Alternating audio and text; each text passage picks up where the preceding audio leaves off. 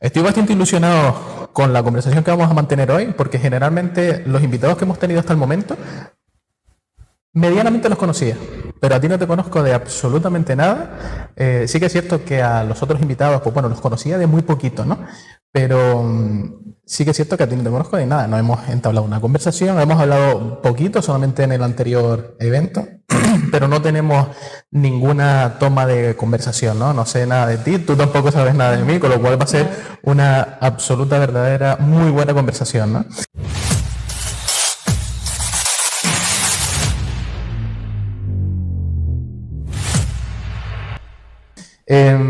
Lo único que sé, y porque me lo has contado ahora, ¿no?, es que eres argentina y que llevas más de 30 años por aquí.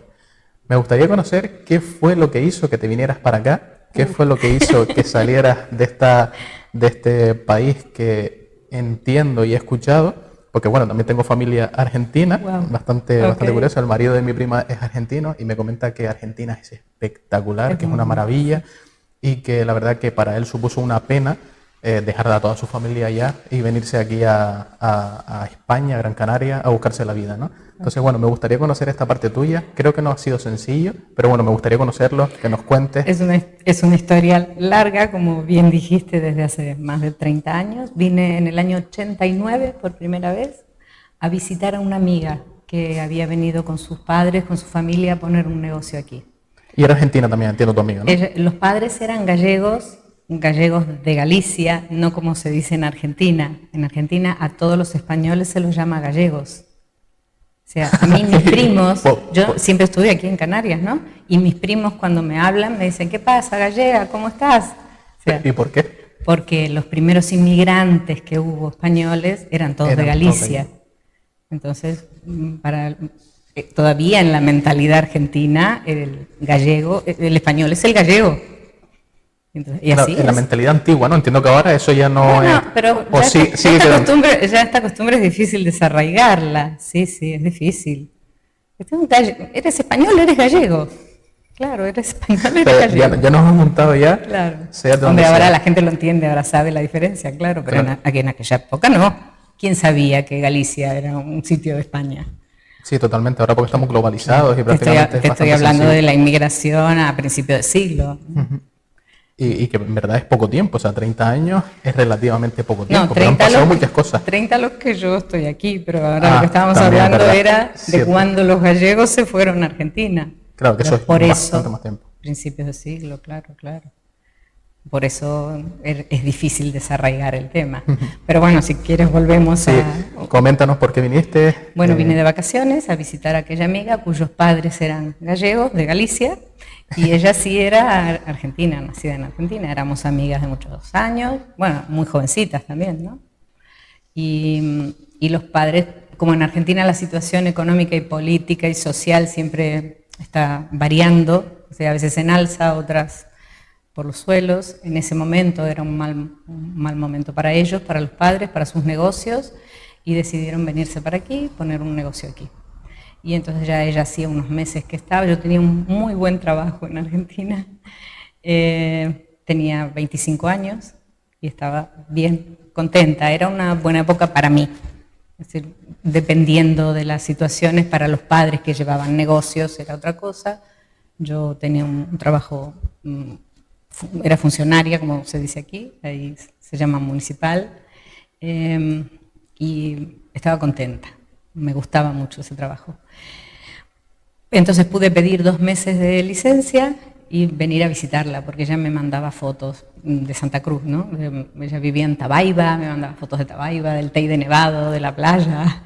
Dice, tienes que venir, esto es alucinante. Bueno, ella decía, tenés que venir.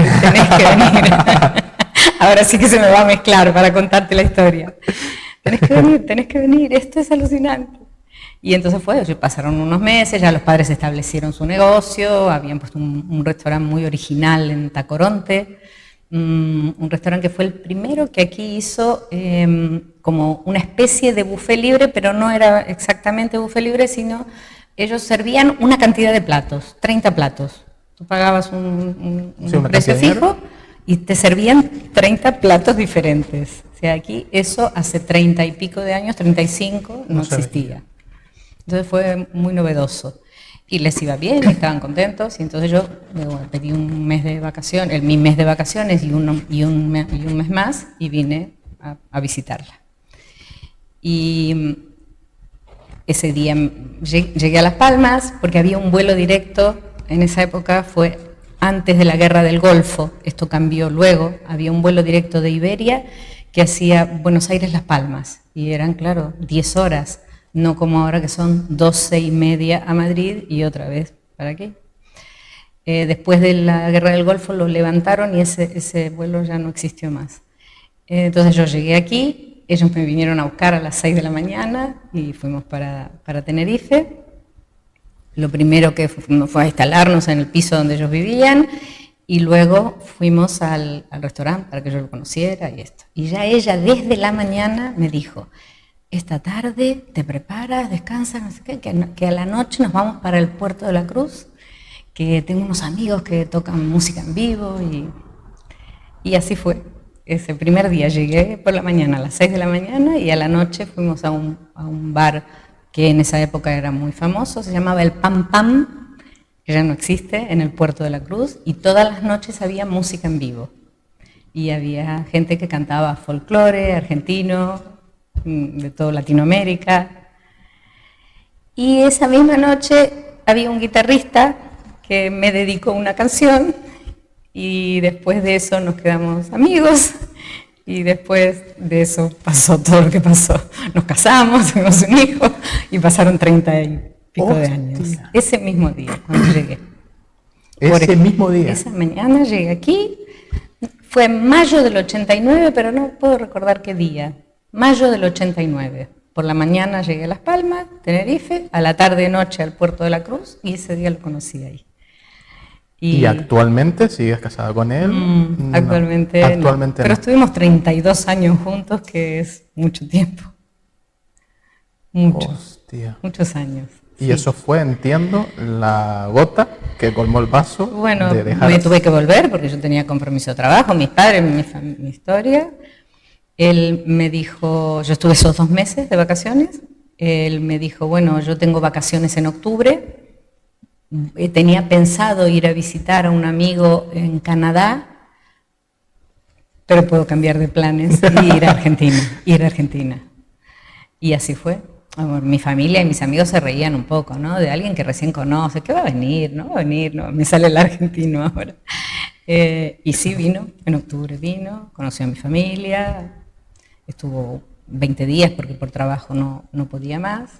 Y bueno, ahí se planteó ahora qué hacemos, ¿no? Y ahora qué hacemos fue que yo estuve un par de meses yendo y viniendo y finalmente fui yo la que decidí quedarme. De todos modos, nos casamos en Argentina y ya, ese cambio de la vida ya está. ¿Y casarse en Argentina por tu familia o nos porque casamos en Argentina porque por cuestiones de tiempo. Bueno, esto uno antes no se quería casar muy rápido, ¿no? Los noviazgos eran más largos antiguamente, ahora esto no se mide así. Pero claro, a mí no me daban permiso de residencia, yo no podía hacer nada aquí. Y estaba un poco bien, pero después un poco aburrida y después yo estaba acostumbrada a trabajar, a estudiar.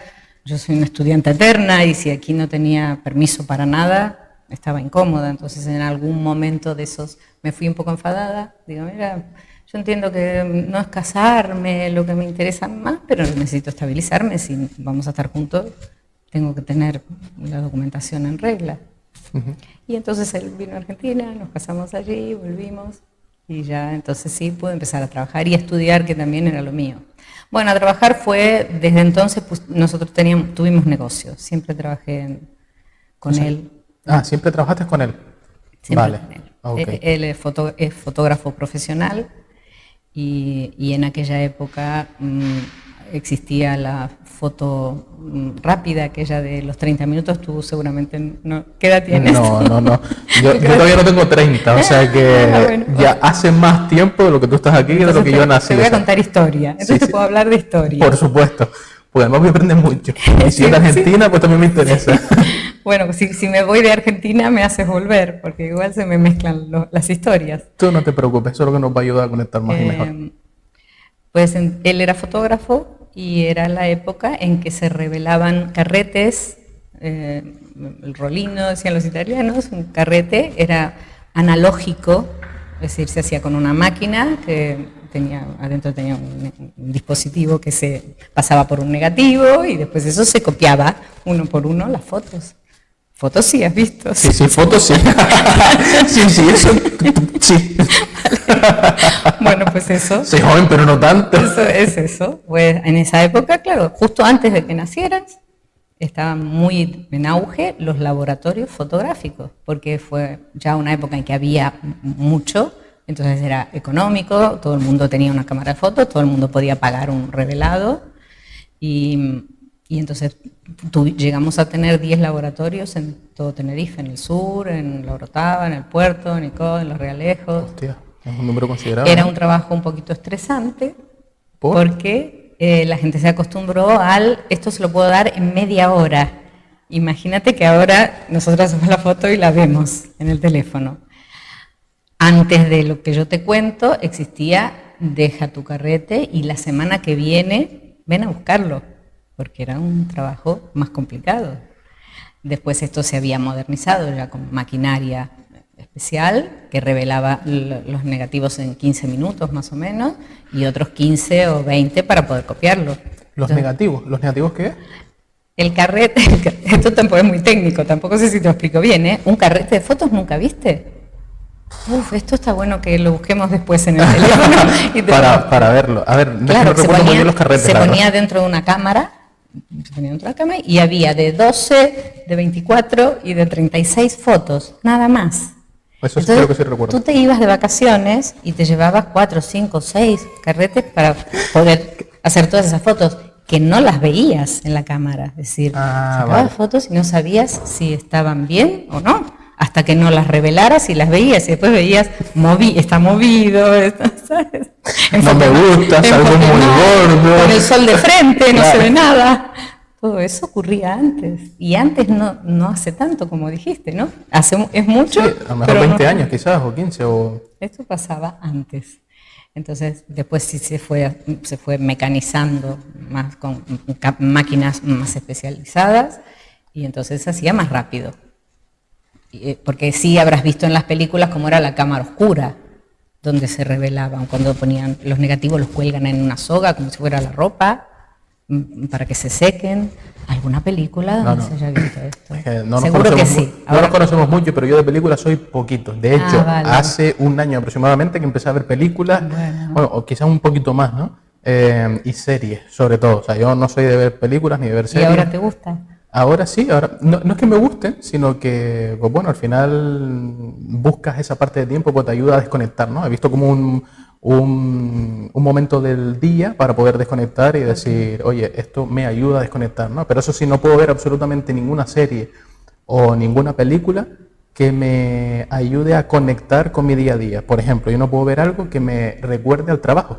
Por ejemplo, si veo algo de cómo, o bien cómo negociar, o algo de negocios, o lo que sea, automáticamente conecto con mi negocio y me pongo a pensar, digo, hostia, esto me podría servir para mi negocio, entonces, y empiezo a mirar, entonces necesito salirme de eso porque todo el día estoy pensando en el negocio, ¿no? En el proyecto. Entonces, trato de ver aquello que me haga desconectar por completo de mi día a día, ¿no? Entiendo. Pero bueno, hace cuestión de un año que hemos empezado a ver series. Me llama la atención esto.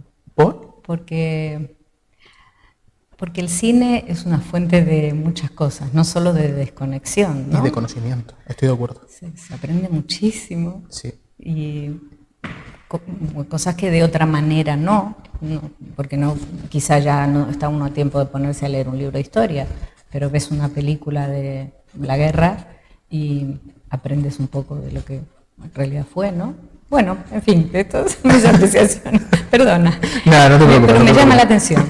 Conozco pocas personas que no les gusta o que no han visto bastante cine. No, de hecho, esta mañana tuve una reunión, ¿no? Y me hicieron una broma con Harry Potter, ¿no? Y no sabía. Y yo, no sé, dice, no, y no te hace gracia. No me dijo no te hace gracia, no, pero sí que se quedó como plano. Yo lo siento, no he visto Harry Potter, no he visto ninguna película, o sea, no he visto absolutamente nada porque no me atraía, ¿no? Y de hecho ahora no me atrae, de hecho a mi pareja le encanta las películas de Disney, le encanta todo ese tipo de películas. Y dice, un día nos tenemos que sentar a hacer una maratón para ver todas las películas de Disney. Bueno, a ver cómo le digo yo que no. Digo, sí, algún día. Algún día, ¿no? Bueno, lo entiendo, claro. Pero sí, pero no sé, soy raro.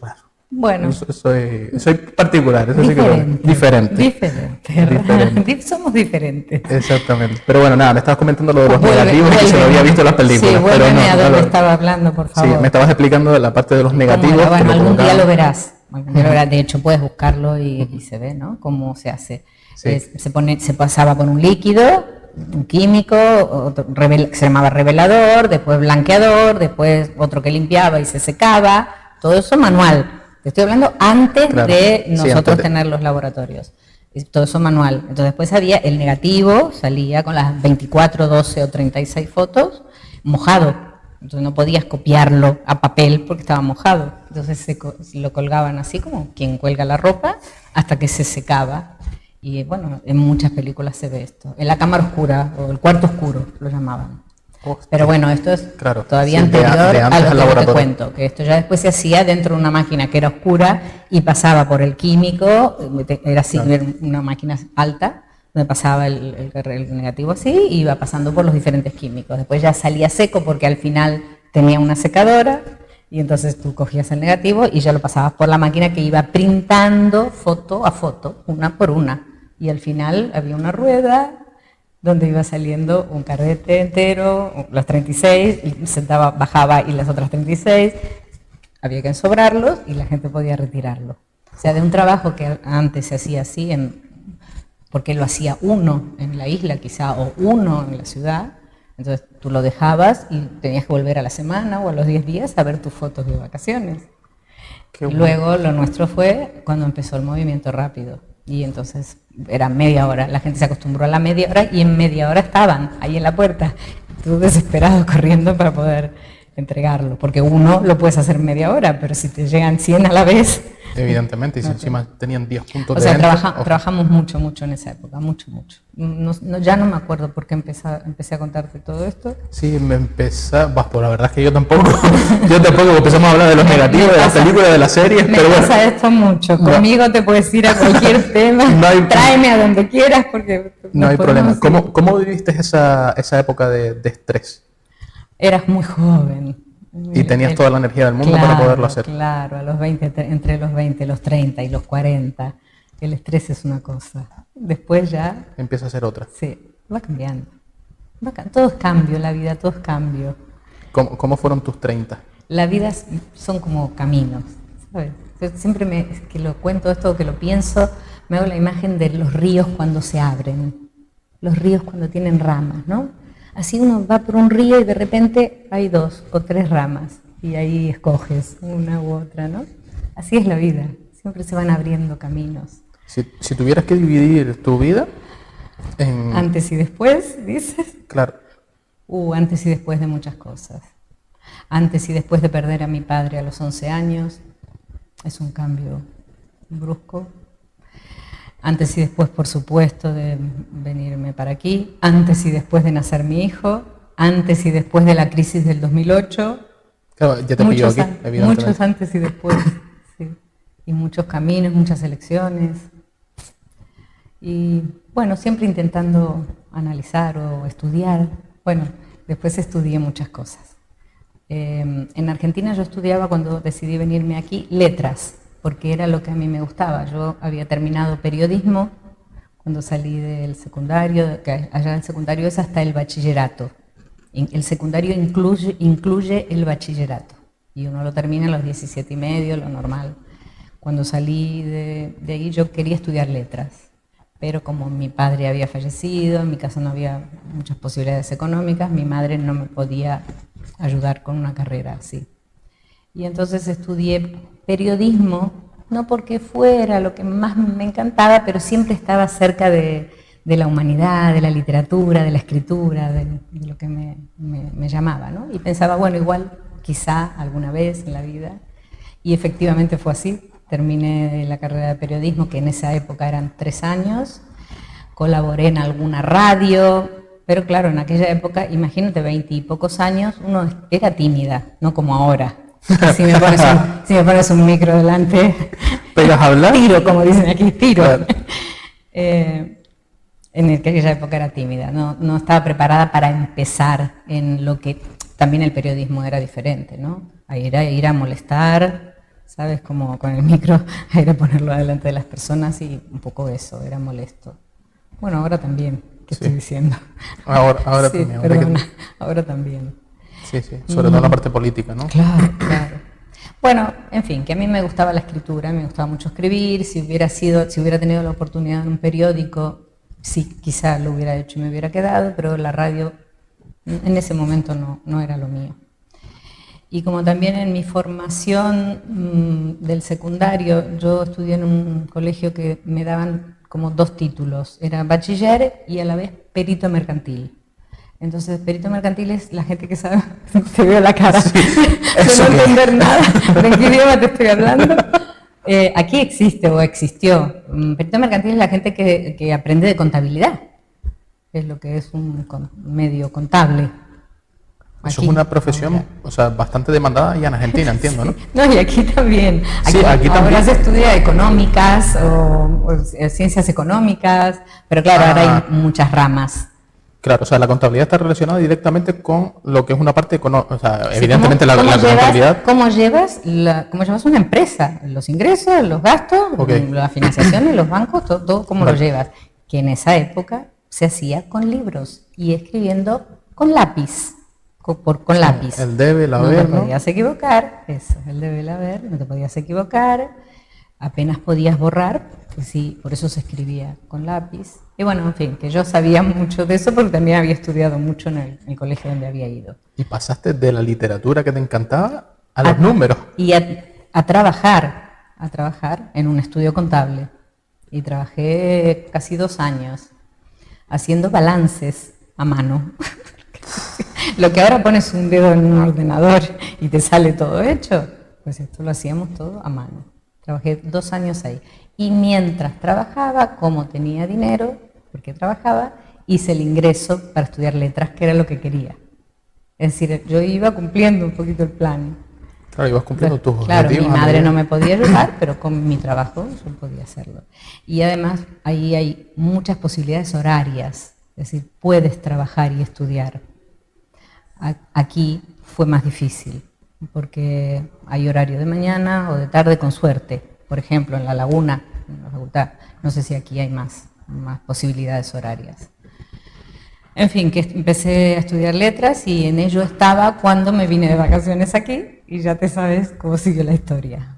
Dejé de trabajar, que había saltado, dejé de trabajar en el estudio contable y entré a trabajar en la contaduría de la Municipalidad de la Ciudad de Buenos Aires, que es como el gobierno de la provincia. Argentina es muy grande y Buenos Aires es una provincia, la capital federal es la capital de la provincia y es más o menos ahora, creo que hasta tiene la mitad de la población del país, está toda unida ahí. O sea, si son 40 millones, le estoy inventando porque no sé ahora exactamente cuántos, pero si son 40 millones, hay 20 por todo el país, 20 millones, y 20 en la provincia de Buenos Aires. De esos, en la capital, una gran mayoría. O sea, el 70, el 80% a lo mejor está en la gran capital. Mucha gente. Y ahí trabajé 5 o 6 años. Aprendí mucho, ahí sí que aprendí, mucho, y lo pasé bien. Ganaba bien, era un buen momento para mí, y era joven. Y por eso pude venir de vacaciones aquí cuando no era tan habitual subirse en un avión e irse a cualquier Claro, sitio. o sea que eso fue antes de que tu amiga te invitara a ir a cuando me venir invitó aquí. en el 8. Sí, todo eso fue antes. Claro, y ahí Mi fue. amiga me invitó y yo vine en el año 89. Claro, te hiciste fuerte. Ay, cada vez que digo económicamente los años me parece que estoy más vieja, ¿no? hablando. Es que el tiempo pasa muy rápido. Sí. El tiempo pasa muy rápido. Bueno, pues así. ¿Y cómo fue? Tráeme, por favor. ¿Cómo Coge el hilo del... fue esa parte de venirte? Bueno, entiendo que tú eres de Tenerife, ¿verdad?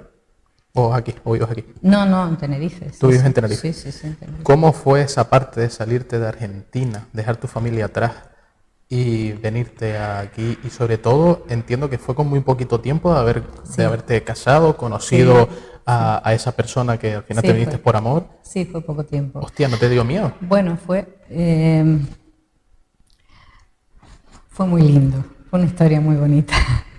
Fue una historia muy bonita. Podías extrañar cosas, muchas, los amigos, a mi madre, al principio el mate, porque aquí no se conseguía yerba mate fácilmente, un montón de cosas. Pero estaba contenta, estaba muy contenta. Era lo que quería, fue una decisión importante y fue bonito, fue una historia hermosa. Cuando dices bonito, ¿a qué te refieres? Hombre, que estar enamorado es lindo y que cuando es todo nuevo, estás viviendo en otro sitio, conoces gente, conoces lugares, aprendes todo el tiempo. Y al final es un poco lo mío, ¿no? Tengo esta edad que te cuento y sigo estudiando. ¿Sigues estudiando? Sí. ¿En en qué sentido? ¿A qué te refieres? O sea, ¿sigues estudiando algo de profesión? Sí, ¿Cómo sigo qué? estudiando, concretamente hablando.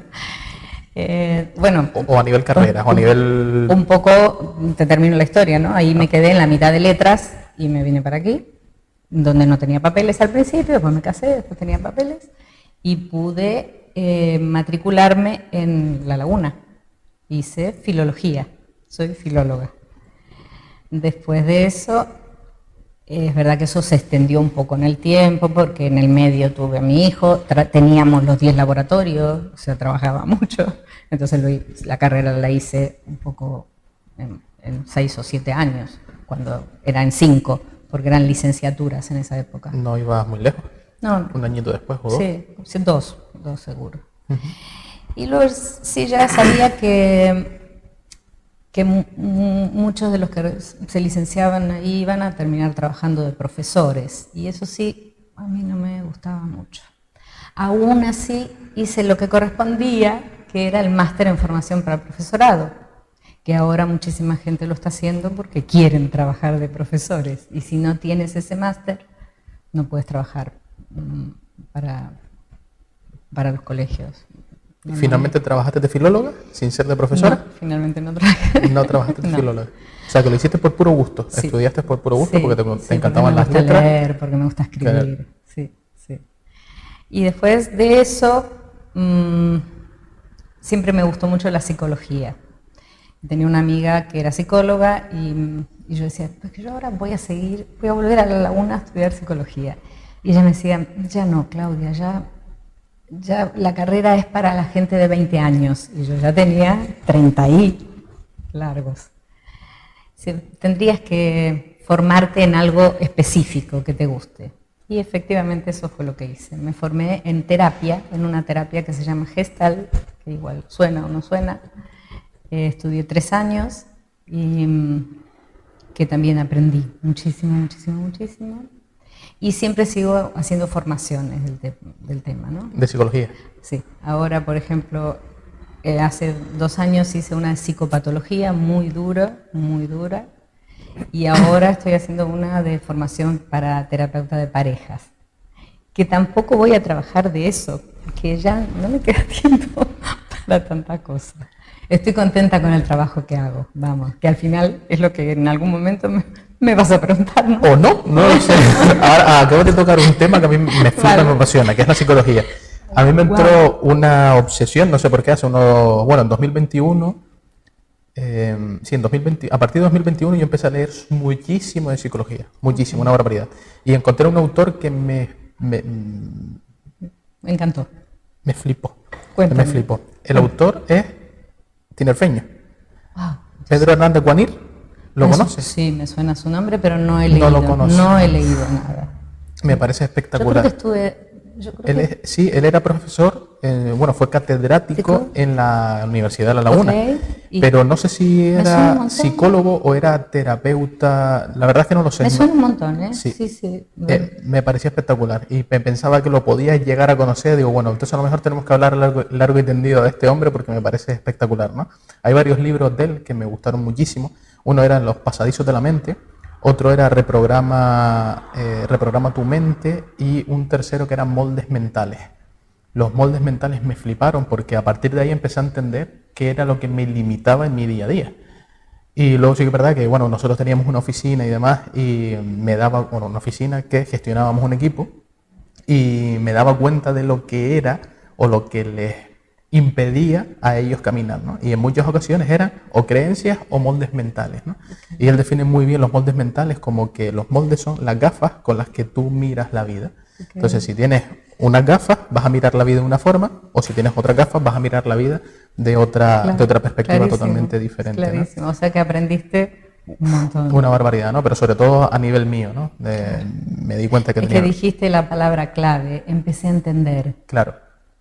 Sí, esto es clave, empecé a entender, es como un descubrimiento, ¿no? Totalmente, ¿no? Y como él dice, hice un proceso de metacognición, ¿no? Que es entender realmente cómo estaba yo pensando, ¿no? Y entender muy bien qué era lo que me frenaba, ¿no? Qué era lo que me limitaba, ¿no? Y a partir de ahí, pues bueno, supuso un antes y un después en mi vida y también en general en mi entorno, ¿no? Porque era como un defecto o de psicología o de filología, de que cuando ves algo, si eres filólogo, pues esto está mal escrito. Quítalo, ¿no? Pues empezaba, cada vez que hablaba con una persona, era ver y detectar, oye, tienes este molde, ¿no? Y no se lo decía, evidentemente, no, pero sí que es verdad que lo tenía claro, ¿no? Y bueno, fue un antes y un después. Era simplemente una curiosidad. Bueno, y era... pero esto es lo que estás diciendo, con otras palabras, cada terapia tiene sus fórmulas, el molde es uno, y así, hay un montón, pero en el fondo es como las religiones casi, ¿no? Exactamente, que cada uno elige... Si ayudan, claro, a que las personas seamos mejores o nos sintamos mejores, pues esto es bueno. Exactamente. Esto es bueno. ¿Cómo te ayudó la psicología? Lo de las gafas me hiciste acordar a una profesora de catequesis que tenía cuando era jovencita, que decía, si tú te pones las gafas y ves mal, tú ves para afuera todo mal, es porque para adentro lo tuyo está mal. Hostia. Bueno, usaba otras palabras, pero era esto, ¿no? Con estas gafas ves tu interior para afuera, cómo eres. Y esto se trabaja muchísimo en Gestalt. Se trabaja una expresión que es el campo. El campo es difícil de explicarlo y más de resumirlo, pero el campo es esto, donde estamos tú y yo ahora. Yo pongo una parte, tú pones sobre la mía, cómo nos sentimos los dos, cómo nos manejamos, cómo nos vemos, todo lo que expresamos aquí, incluso con gestos, con movimientos. Todo esto es lo que en realidad, cómo somos y cómo lo llevamos afuera. ¿Sabes? Así, esta tranquilidad o esta forma tú de mirarme, todo lo que podamos hablar aquí es como somos en la vida. Entonces, si hay algo mal aquí, y esto ocurre en una terapia de entre dos personas o en terapias grupales, porque se utiliza mucho la terapia grupal, y esto también me trae a lo mucho que aprendí de equipos y de grupos. He trabajado mucho en eso, grupos, en cómo formamos una red, cómo nos sostenemos, cómo la vida es difícil, los trabajos son difíciles y en cuanto estamos todos en contacto, todos unidos y todos a una, como se dice generalmente, ¿no? Como es más fácil y hay más posibilidades de saltar. Es esto, una red. El campo es aquí, como estamos, como somos, así somos. Y si hay algún problema y lo resolvemos aquí entre nosotros dos, pues de la misma forma seremos capaces de resolverlo fuera. Claro, se extrapola lo del campo hacia afuera. Claro. Yo soy así de afuera. Si aquí hay algo tuyo que me molesta, o que me hace sentir incómoda o mal, y de alguna manera lo manifiesto porque es así, porque no se puede evitar, pues lo mismo me ocurrirá afuera con gente que o me mire fijamente o no sé, algo que tú tengas ahora. Claro, sí, que te haga sentir incómoda, claro, de la misma manera que lo manifiestas conmigo. Estamos hablando de cosas muy claro, sencillas, sí, pero para entendernos. Pero se puede profundizar muchísimo en esto. Y bueno, es una terapia bonita. ¿Pero por qué decidiste meterte en psicología? Porque claro, yo tengo una explicación, un motivo, ¿no? Hombre, esto es siempre por lo mismo, para aprender. Para mí, vale. Para aprender, para saber. ¿Por qué lo hago mal a veces? Un poco lo que tú decías, ¿no? ¿Por qué a veces no lo hago bien o no estoy contenta como lo estoy haciendo? Para saber, para saber. Claro, es que yo lo hice con un motivo totalmente distinto, no era para saber. Entonces me interesaba conocer la parte tuya, ¿no? Yo lo hacía porque era como una forma de entender Claro, no te dedicamos a la parte de la venta, ¿no? Y yo lo que tenía en cabeza es, bueno, si yo aprendo de psicología, entenderé muy bien a la otra persona, por lo tanto, Porque vas a podré, trabajar. claro, Ok. podré a lo mejor venderle más y mejor, ¿no? Ok. Que al final vender no es vender como lo entendemos, sino ofrecer algo a cambio de una transacción, bueno, una Es transacción, una ¿no? Al fin. ayuda, Exacto, claro, es es una una ayuda, ayuda. ¿no? Y a cambio hay pues un intercambio económico en este caso, ¿no? Entonces, bueno, yo lo hice por eso, pero al final fue totalmente distinto. Es decir, Ok. empecé por la parte de psicología, de entender a las personas, y al Me, final me llevó a entenderme a mí, me porque entendí. el principal Claro. problema era yo en todos los Y sentidos, no ¿no? dudes que es así. Sí, sí. Es que es de uno de donde parte todo. Que- Y según además, no solo cómo eres en la vida, cómo estás preparado mentalmente, sino cada momento, es este aquí y este ahora. Todo el tiempo, porque ahora puede ser esto, pero esta misma situación mañana es diferente, porque tú has tenido una experiencia, yo otra, una noche de mal sueño, lo que sea, y ese momento es diferente. Por eso es una cuestión de cada momento estar prestándole atención, atendiendo a cómo el cuerpo reacciona, cómo la mirada, cómo los diferentes tonos de la voz. Estar atento, es estar atento, y además hacerle caso al cuerpo, que es muy sabio. El cuerpo es muy sabio. Es que Porque, aquí podemos hablar lo que he entendido, pero sí, sí, sí, dime, claro, perdona. claro.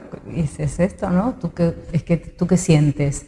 Y al principio estaba un poco nerviosa, ¿no? Después me fui relajando. ¿Y en qué parte del cuerpo sientes eso?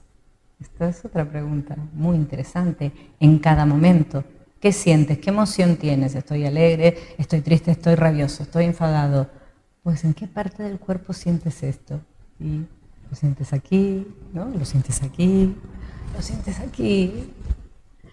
Claro, y en función de dónde se te manifieste, será una cosa u otra. Bueno, todo es tuyo, todo es de uno y está en el campo. De repente tú te sientes con algo de eso y hablando conmigo lo vas aflojando, o al revés, Claro. o al revés, o yo podía estar un poco nerviosa y lo sentía así para empezar a hablar contigo y tu tranquilidad me hace ir relajando. Esto es lo que ocurre en el campo. Cuando se te manifiesta en alguna parte del cuerpo, ¿quiere decir algo en concreto? Quiere O, decir que tienes que estar atento, que prestarle atención. Pueden ser muchas cosas, no es magia, esto no es magia. Tienes que estar atento, atento a tu cuerpo, atento a cualquier mínimo gesto, mínima sensación, porque seguro que para ti quiere decir algo. Es decir, y cómo localizar lo que quiere decir? O sea, hombre, ese es el trabajo, Héctor, Claro. ese es el trabajo que hay que hacer. ¿Qué pasa? Siempre que me encuentro en esta situación, me duele la boca del estómago, se me hace un nudo en la garganta. Bueno, siempre es esta situación. Esto es trabajo personal. Y si tienes un terapeuta que te ayuda, pues más fácil. Evidentemente, Es más claro. fácil. Porque entiendo que serán preguntas, o entiendo que será cuestión de energía, o Es cuestión... mucha emoción. Esto del campo es mucha emoción. ¿Qué sientes? ¿Cómo lo vas sintiendo? Esta sensación, esta emoción va cambiando. De repente lo tenía aquí, de repente tengo calor, uy, me hizo un frío, la piel se me pone de gallina. Hay que estar atento a todo eso. ¿Y qué estás sintiendo en ese momento? Presente. Practicar la presencia Esto es, en todo momento. aquí y ahora. Exactamente. Como dice Edgar Tolle, el momento es ahora. Sí, capaz, sí, el momento es ahora. El momento es ahora. Bueno, fue en ese momento donde se puso bastante, como un poco de moda, los libros de autoayuda, ¿no? Y algunos han sido buenos, otros no tanto. Otros han aprovechado la inercia Claro, y han... claro, que hay sí, que vender. claro, exactamente. Que hay que vender. Y hay que vender, y a lo Claro. mejor algunos son una copia de lo que han visto Sí, en otros libros, claro, pero prácticamente no han Claro. experimentado lo que realmente significa lo que cuentan los autores originales, como Claro, Edgar Tolle, por claro. ejemplo, ¿no? Sí, Que fue el sí. precursor. Aquí y ahora, ahora. Sí, pero es complicado, ¿eh? Nadie, sumamente nadie dice complicado. que sea fácil, ¿no? Sumamente complicado porque Claro nuestra que sí. cabeza trabaja a 1000 por hora. Es como cuando uno medita, ¿no? Tienes que estarlo trayendo todo el tiempo, todo el tiempo, todo el tiempo. ¿Meditas? Aquí y ahora, aquí y ahora. ¿Meditas? Poco, Poco, sí. poco. Debería hacerlo más. Bueno, una de las palabras prohibidas en la Gestalt es debería. Sí, es hacerlo. Estaría bien que meditara un poco más. Estaría bien para bajar el nivel de ansiedad y... Sí. Bueno, ya ahora por los años también uno empieza a bajarlo naturalmente, el nivel de ansiedad. Sí, eso sí es verdad, porque empiezas a relativizar Un poco, mucho claro. más lo que te ocurre. Claro, claro. Cosas que antes eran una bomba, pues ahora, pues mira, no tan bomba. No, pues yo sí, a mí me ha cambiado generalmente, o sea, la forma de ser, porque antes yo creo como un fósforo, y sobre todo a nivel emocional y era muy impulsivo, ¿no? Entonces la meditación me ha ayudado a calmar en muchas ocasiones esa parte, ¿no? No tanto lo de ansiedad o el estrés, porque eso creo que medianamente lo puedo llevar bien, lo llevo bien, pero la parte de lo que es impulsivo, ser impulsivo, si alguien me decía algo, me venía el río y me iba a lo yugular, ¿no? Pero es curioso porque al final no cambiamos, en términos generales, no cambiamos y me di cuenta de algo, ¿no? Yo hacía muchísimos años que no iba a jugar al fútbol. Yo cuando iba a jugar al fútbol, claro, me calentaba con mis compañeros cuando a lo mejor, pues yo sé, Es un lugar apropiado para... claro, me metía en la pata o cuando a lo mejor veía que era una cuestión de egoísmo puro y duro y que no miraban a lo mejor en el entorno del grupo, ¿no? O sea, que no miraban el grupo, sino que miraban a nivel individual, ¿no? Entonces, claro, yo tenía un buen amigo mío que era este tipo de persona, ¿no? Entonces él siempre se quería hacer la jugada. Y cuando íbamos a jugar con nuestro equipo, con nuestro grupo de amigos, íbamos a jugar al fútbol, pues yo siempre me calentaba con él, ¿no? Y hacía bastantes años de esto, pues yo qué sé, pues probablemente 10 años, más de 10 años, o sea, 12 o 13 años que yo no jugaba al fútbol, ¿no? Y vine a jugar al fútbol el año pasado. Pues reviví estas escenas, pero tal cual, o sea, me calentaba como un macho. Y en el campo no me di cuenta, sino me di cuenta cuando salimos y mi pareja me dijo, dice, ¿nunca te había visto así? Yo no me pensé, yo no.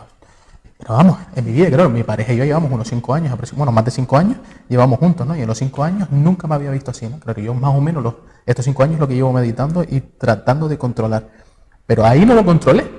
Y ahí me di cuenta, digo, hostia, no dejamos de ser la persona que somos, sino simplemente controlamos nuestros instintos gracias a las herramientas que utilizamos, pero no cambiamos. O sea, en el fondo seguimos siendo la misma persona, más controlada. O sea, nos hacemos un poco más dócil, tratamos de controlar un poco quiénes somos o cómo actuamos, pero realmente la esencia, nosotros, no cambia bajo ningún concepto. O esa es mi percepción, a lo mejor quizás me equivoco, es mi verdad, no es la verdad absoluta, pero sí que es verdad que ahí me di cuenta, dije, hostia, que salió el Lector, salió ese tiburón, ese león, ¿no? Me ayudó mucho esa situación porque yo había controlando mejor un poco la parte de ego, ¿no? De eh, ese exceso de confianza que tenía, que ya pasaba el nivel de autoestima y ya pasaba ya rozaba un poco la arrogancia y la prepotencia hace ya unos años, ¿no? Pero ese ego me venía bien, porque era lo que me movía para conseguir cosas, y eso lo había perdido, gracias, o por culpa de la meditación, ¿no? Como que me había vuelto una persona más calmada, más tranquila, y recuperé esa parte de ego, pero sin llegar a la prepotencia y la arrogancia que tenía en su momento, ¿no? Cuando estaba mejor en la universidad, que me creía todo, ¿no? Esa etapa fantástica de que te piensas que eres lo mejor, ¿no? Y yo lo toqué, por fortuna o por desgracia, toqué ese momento, pero me hicieron bajar a tierra bastante pronto y menos mal, ¿no? Porque si no sería una persona insoportable ahora con 30 años, hiper mega complicada de gestionar, ¿no? Esto se aprende, está claro que aprendiste. Sí, no, Claro me que llevé aprendiste. una de tortas que bueno, o me enderezaba, no me quedaba de otra, ¿no? Así que bueno, te comentaba todo esto porque me ha ayudado bastante la meditación y recomiendo a todo el mundo que se inicie, aunque no sepa mantener la mente en blanco. Yo tampoco sé mantener la mente en blanco, pero hay una barbaridad. No sé en qué, bueno, está demostrado, ¿no? Que modifica la materia gris de nuestro cerebro y eso es lo que hace que al final modifiquemos la conducta, ¿no? A nivel emocional. Claro, lo importante es que estés todo el tiempo así de atento, como Claro. estás mientras estás meditando, ¿no? A mi reacción, por ejemplo, en lo que estás contando, ¿no? Si estás atento, no dejas pasar ese momento, o sea, no dejas que enfadarte o llegar a la ira, porque uno aprende a estar atento meditando. Pero Sí, no sí. es la media hora que me siento a meditar, Claro. es aprender a estar atento. Exactamente. Es extrapolarlo al resto de situaciones que te van sucediendo a lo largo del día. Claro. Totalmente. Sí sigues aprendiendo, Héctor, de todo en De la todo, vida. de todo. En la vida. Y no sabes cómo me alegra conocer un poco de ti en este sentido y sobre todo que te gusta la psicología. Porque aquí vamos a tener, cuando sigamos hablando ya afuera, ¿no? Seguiremos hablando de todo esto, ¿no? Estudiaste psicología. No, estudié una formación terapéutica. Ah, una formación Como te terapéutica, dije, vale, pero no mi amiga me vale. dijo, Claudia, ya no es el momento para que tú entres en la facultad a que te enseñen desde cero algo que sabes porque has vivido mucho.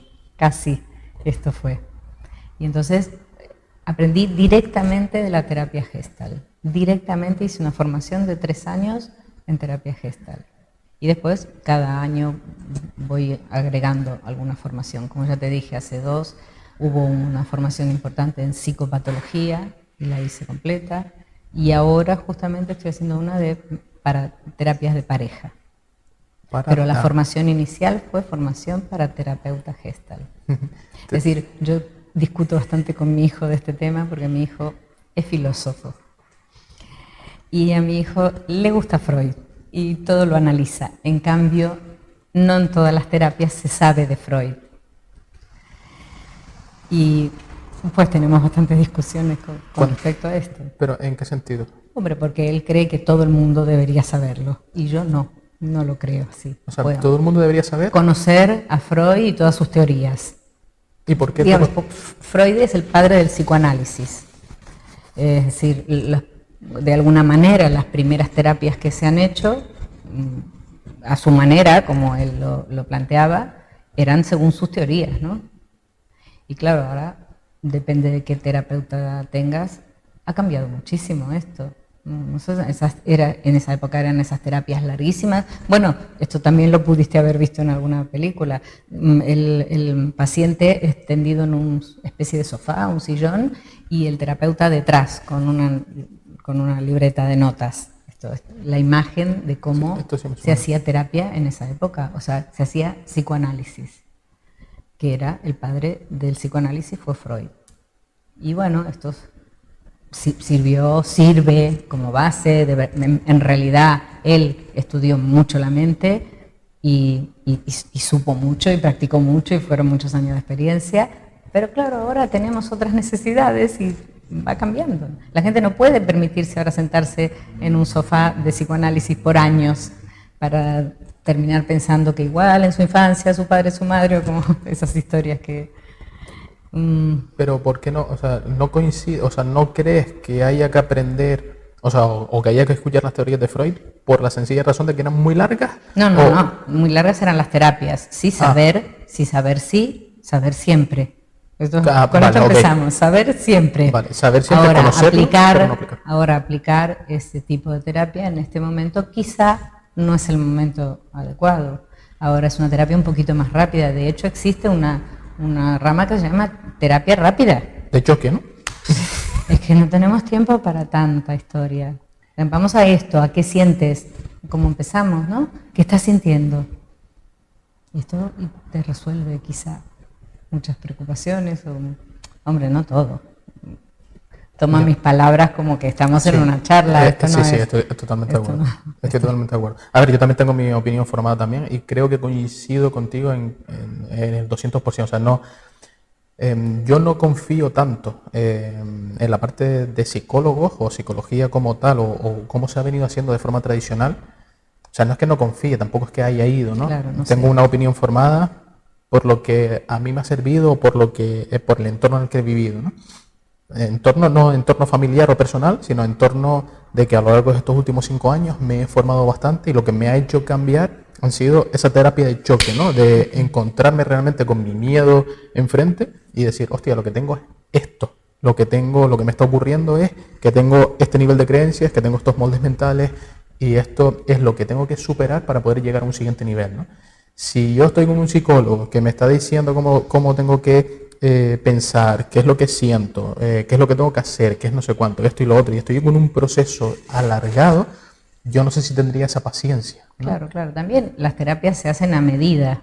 Claro. Y los pacientes buscamos a los terapeutas que están preparados para la medida que necesitamos, ¿no? Como el dicho famoso, el maestro aparece cuando el alumno está preparado, ¿no? Algo así. Pero es que hoy vivimos en una vida de choque. Dijiste la palabra choque. Es que hoy vivimos en una vida de choque. Es inmediato, la inmediatez, ya. ¿Qué quiere? Que me cure, ya. Ya. Que me cure, Sí, ya. sí, es verdad. Esto tiene una parte bondadosa, pero otra que es muy perjudicial. ¿Sí? Y la gente, los niños, la gente joven no tiene idea de lo que es la paciencia. ¿Y cómo vamos a hacer para enseñárselo? Decir, ya, ¿qué quiero? Esto, ya, esto lo tengo, esto lo tengo. Sí, es verdad. Muy complicado. Hay una parte que sí y otra que no. Necesitamos volver a ser humanos.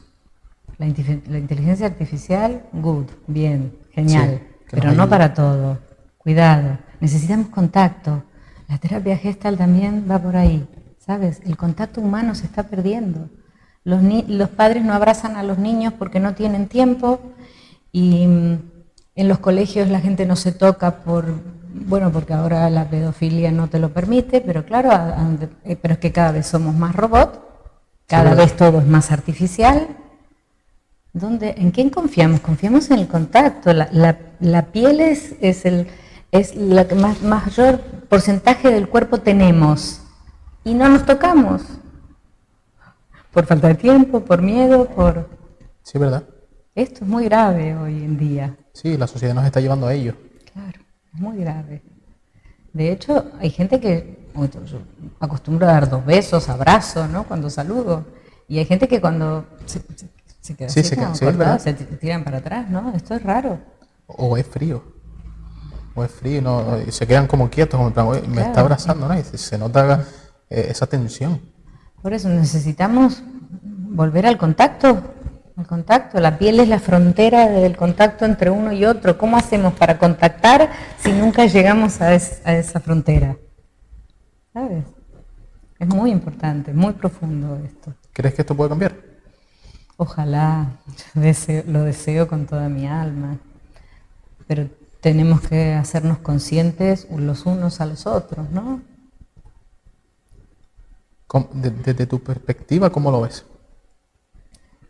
Creo que los grandes cambios al final empiezan de a poquito, en grupos pequeños. Es decir, si tú en tu familia, si tú en tu grupo de trabajo. La gente que se dedica al comercio, o los empresarios, en general van por este lado, ¿no? Es todo muy formal, es bastante frío, o sea, nos falta esto. Sí. Yo cuando hice la formación para para el profesorado, que esto fue en La Laguna también, terminé en mi trabajo en cómo se trabaja en pequeño grupo, porque esto era para los profesores, ¿no? Cómo le enseñas a los profesores a trabajar tal o cual cosa, lo que cada uno se planteaba.